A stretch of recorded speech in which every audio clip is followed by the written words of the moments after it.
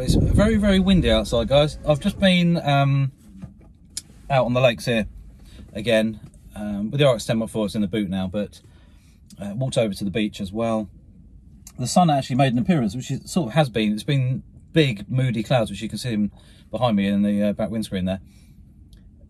So light has been a bit up and down. So there's a couple of video clips I actually shot, because I shoot manual generally. The exposure changed hugely on the video a couple of times, which was a little bit annoying, but never mind. Shooting actually some not bad shots. I'm really, really glad I brought the camera with me. I'm just heading over to my parents' place. It's Easter Monday, so I thought I might as well pop here quickly. Bit of a long way round, but it's worth it. And just to see if I can capture some birds in flight, which you've just seen a rook go flying past. They seem to be quite abundant around here. No marsh harriers, unfortunately. They are either hiding because it's windy, or they're further inland where it's a bit less windy. It's definitely about there. Watching a couple of cormorants try and fly out to sea, obviously to go fishing. It wasn't working. One actually gave up and came back in, which was quite amusing. But they are still going back out, I can see. But it's quite hefty. I got some slow motion HFR on the waves as well, crashing in, which was quite cool. But yeah, going to head over to parents now. Anyway, lots of new things coming, like I keep saying. It is happening in the next few weeks, so massive change, and I will explain more then. But yeah, keep an eye out for other videos coming soon. It's one for me at the moment is not a problem going out with the camera. It's actually getting back and sitting down and editing the videos and everything like that, because it does take me quite a bit of time. So it's one of those things, and also, you know, working full time as well, trying to squeeze bits and pieces in. So it might be a week sometimes before, or two sometimes, before I really have the time to, and motivation as well sometimes, to actually edit and upload.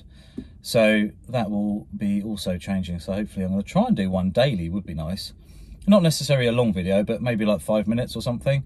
If that's something you'd be interested to see, and please write down in the comments as well, if you've watched this far, anything you'd like me to do. Is there anything you'd like me to concentrate on, or maybe teach myself? Because obviously a lot of the things I'm a bit sort of, I like to try new things if I can, and it would be interesting to see if I could actually help others by kind of learning on the video, if you know what I mean, teaching myself the technique and everything that, you know, is important to make that kind of photography work. But let me know what you think. Like I say, if there's any other questions on any of the cameras, like the RX 10, the A1, or any of the A7 series cameras, let me know, and I shall do what I can, and go from there really. But I'm just a bit windswept. It's runny nose, a blustery hair. You should have seen it a second ago. I flattened it down because it was like a big bush. But yeah, anyway, don't forget to click subscribe and notification bell as well. And like I say, leave any comments below, questions or anything like that. Don't forget to go and have a look at my Instagram. That's where I post most of the photos as I do them. So you'll see them before you'll see the videos generally. There'll be a couple of shots up there as a bit of a teaser. You'll know what's sort of heading this way very soon after. So yeah, anyway, yeah, sjm.photos, links are in things, plus my website and everything if you go to the about bit on here. And that's it. I shall catch you later, and see you soon. Maybe the sheepdog's on holiday or something, but he's using a Land Rover to herd all the sheep. As I drove past, he was doing it. It was pretty funny. And in they go. Oh no, he's got a dog there. Look at that. How cool is this to watch the dog do it?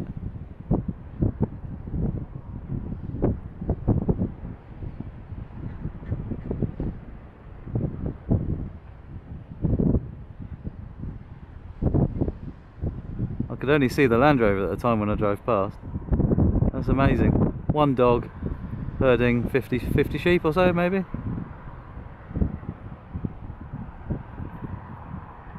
In they go. Look at that. Like artwork. And the dog's still sat there.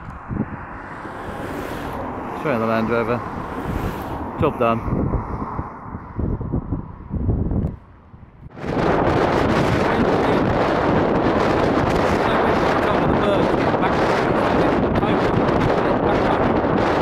I always like to give you the real world experience there. So yeah, loads of wind, and as you can see, that bird there getting blustered around, his feathers going all over the place and actually struggling to walk.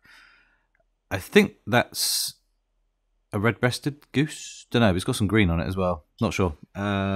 Pretty cool colours. Anyway, yeah, went up onto the beach from the lakes the other side of the road. As you can see here, my exposure was well off. The sun wasn't out when I walked up, and then suddenly it changed. Then I was actually walking without looking at the camera, so I just didn't realise the exposure had changed that much. So massive rookie error there.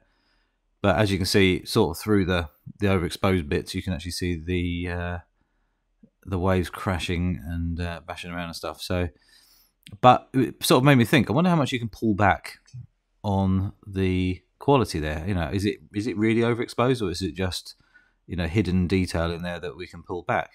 Well, I sort of had a little experiment as well with this. So on the editing side, yeah, you can bring quite a bit back, which is quite nice.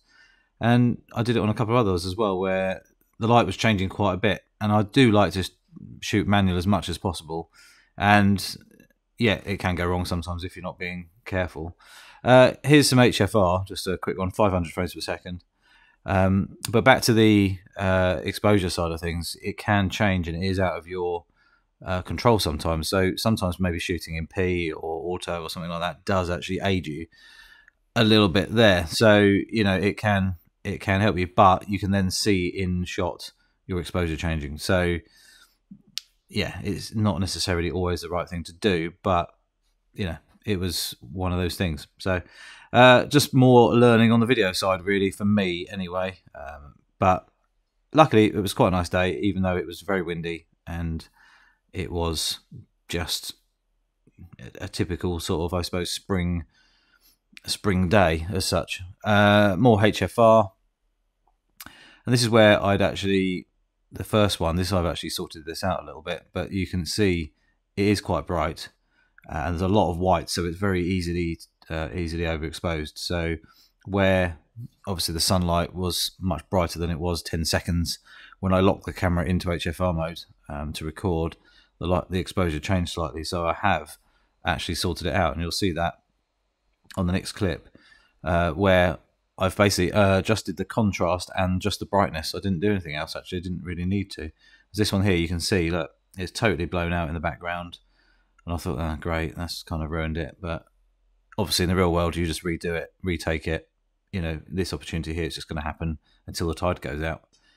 But as you can see here, with a click of a finger, he says, there we go, you can actually pull it back quite nicely, and you've actually got quite a bit of detail there. Obviously, if you overexpose massively, your detail is lost. It's literally burnt out completely, and you're not going to get much back.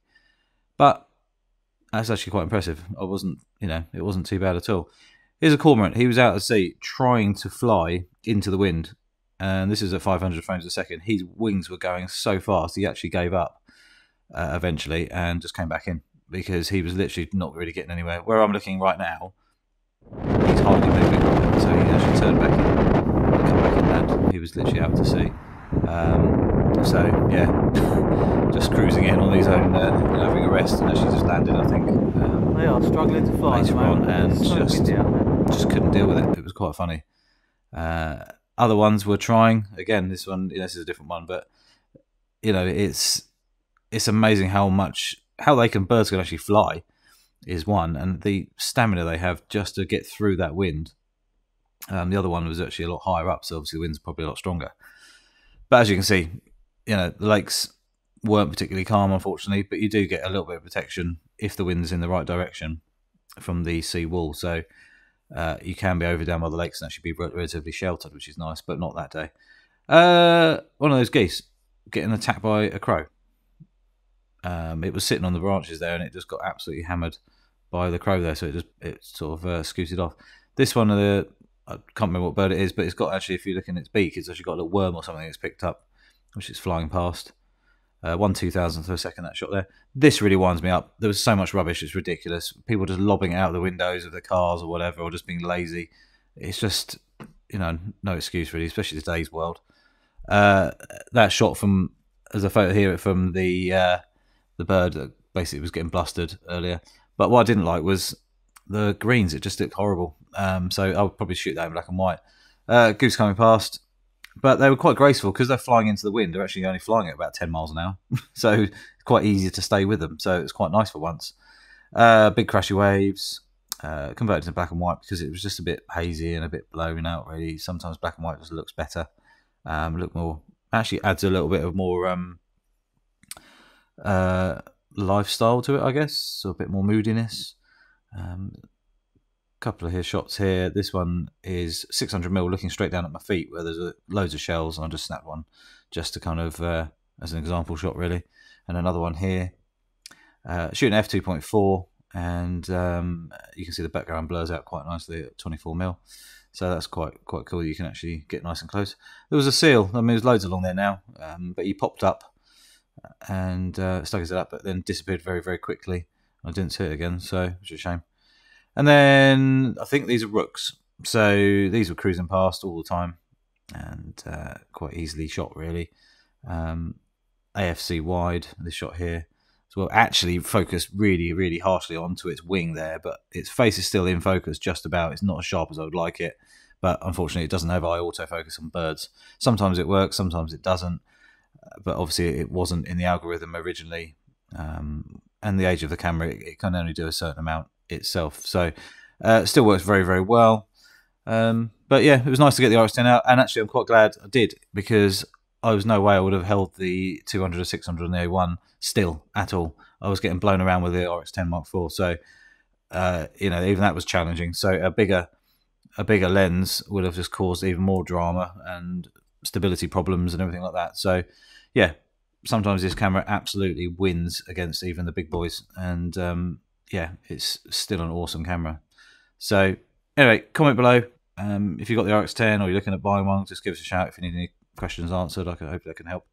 And get out there snapping. Hopefully the weather the last couple of days has been horrendous, but hopefully we can get out with some nice summery weather coming very soon. So yeah, it would be great to get back out with the cameras properly without being blown over, rained on, or anything like that. So yeah, let's say check out my Instagram, sjm.photos.